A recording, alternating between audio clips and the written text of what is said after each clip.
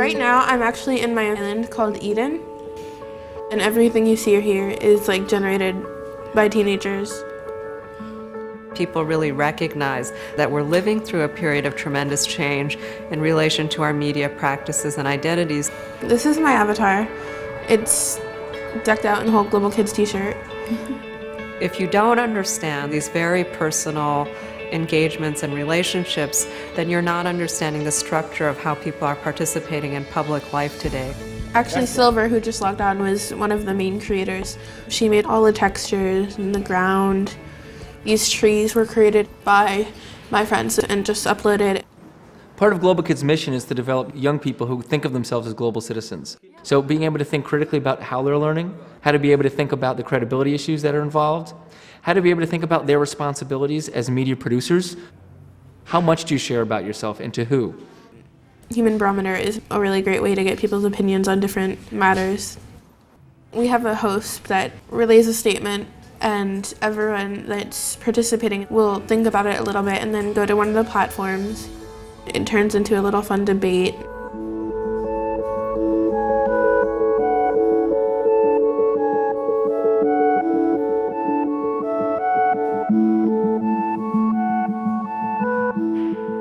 What virtual environments are providing is this extremely rich collaborative space, and they're able to develop a whole other set of skills around expression, civic participation, thinking about communities as something that they have an impact on and are empowered to change.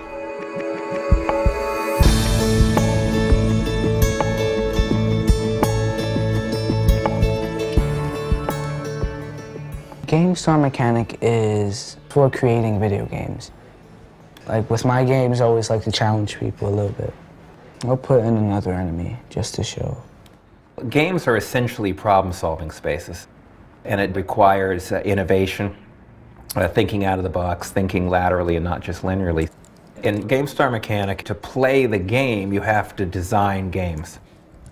I've placed these blocks so that my character can move around them, and it can make it more difficult or easier depending on how many blocks you put. I mean, you just have to be inventive and have an imagination. Not only do you get to see through the creator's eyes, you have to think at the same time in a fan's point of view. And it actually gives you opportunities to fail. I often talk about this idea of the architecture of persistence, and that when kids game, they persist on a problem. I just made this, but it's just a rough draft to see, where I'm going. The more you think about it, the more you work on it. If you don't believe in it, it won't be a great quality game. We think that that's a core 21st century skill, to think like a designer, because we live in a world in which we design all sorts of intricate systems that interact with each other, sometimes with results that we don't anticipate that are catastrophic, and sometimes with good results. Designing a game is designing a complex system. Well, we got the laptops in 7th grade. Everybody at my school gets a laptop. It's like a part of me. My mom always talks about, you're gonna break that laptop sleeping with it.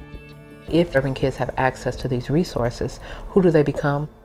And if we do an intervention that's different from what you might see in the suburban area, do they end up having the same sets of skills and experiences once they leave us?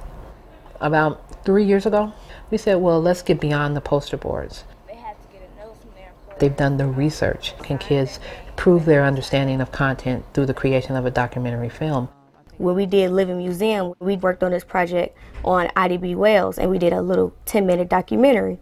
Ida B. Wells, a neighborhood created in 1941, had gotten out to a good start. It was all homes instead of high-rises. It was the place to be in Bronzeville. The final product and seeing what we created was just, I love that feeling, and that's how I got into the video thing. By simply pressing edit and clicking split. This is the last project that we made together. It's a tutorial on basically the basic steps on how to use iMovie. Because there's a lot of kids, who are doing their Living Museum projects, they didn't have a clear understanding about how to make a movie. You can create your video in the timeline by dragging the clips down into your timeline. By putting it on Remix World, which is their social network that they have, we made it accessible. And if they need help on how to do something, they could just go to it. Yeah. You can upload your own videos that you've made or outside videos from YouTube, etc. and show those, you know, and usually they should have a message, you know. This is kind of like the point. It's a social networking site, but it's a contained social networking site.